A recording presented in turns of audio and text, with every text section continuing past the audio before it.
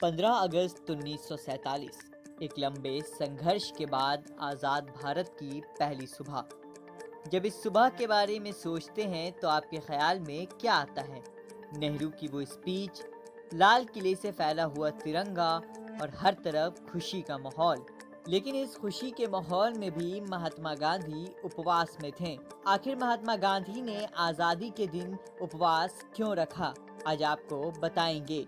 साथ ही बताएंगे कि भारत की पहली सुबह कैसी थी। साथ ही यह भी जानेंगे कि 15 अगस्त 1947 के दिन महात्मा गांधी ने जश्न क्यों नहीं मनाया और वो उस दिन कहाँ थे।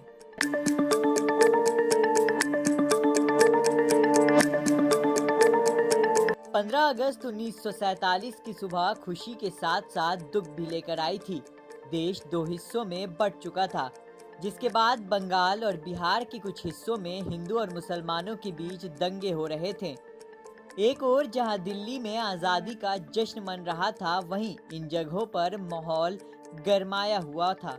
सभी बातों को जानने से पहले हमें आज़ादी से पहले थोड़ा पीछे जाना होगा। तारीख थी 9 अगस्त, साल था 1947।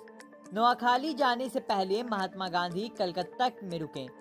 गांधी जी के कलकत्ता पहुंचने की खबर जब शहीद सोहरावर्दी को मिली तो उस वक्त वो दिल्ली के रास्ते में थे।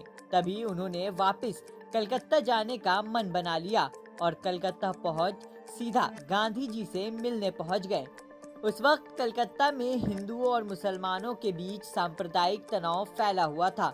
शहीद सोहरावर्दी ने गांधी जी से कहा कि वो तब तक कलकत्ता में रुक जाएं जब तक मामला शांत न हो जाए।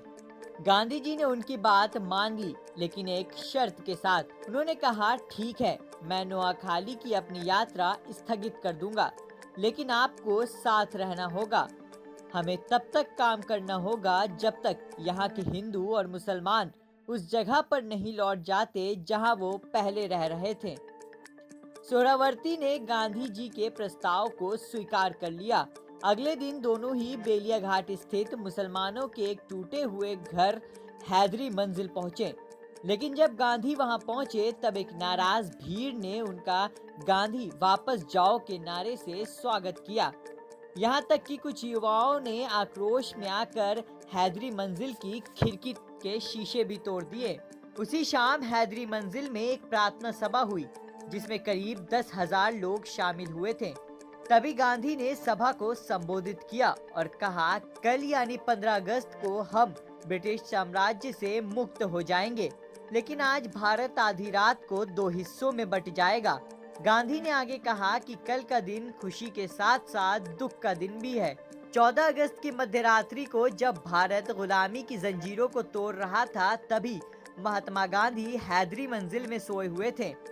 नेहरू और माउंटबेटन दोनों ने गांधी को दिल्ली में शरीक होने के लिए पत्र भी लिखा, लेकिन गांधी ने जवाब में लिखा कि कलकत्ता में उनकी ज्यादा जरूरत है। 15 अगस्त का दिन गांधी के लिए एक और वजह से भी खास था। दरअसल इस दिन उनके नजदीकी साथी रहे महादेव देसाई की 5वीं पुण्यतिथि थी। बीते सालों की तरह गांधी ने अपने साथी की याद में उपवास रखा और गीता पढ़वाई। उसी दिन दोपहर में गांधी बेलाघाट के एक मैदान में प्रार्थना सभा के लिए पहुंचे।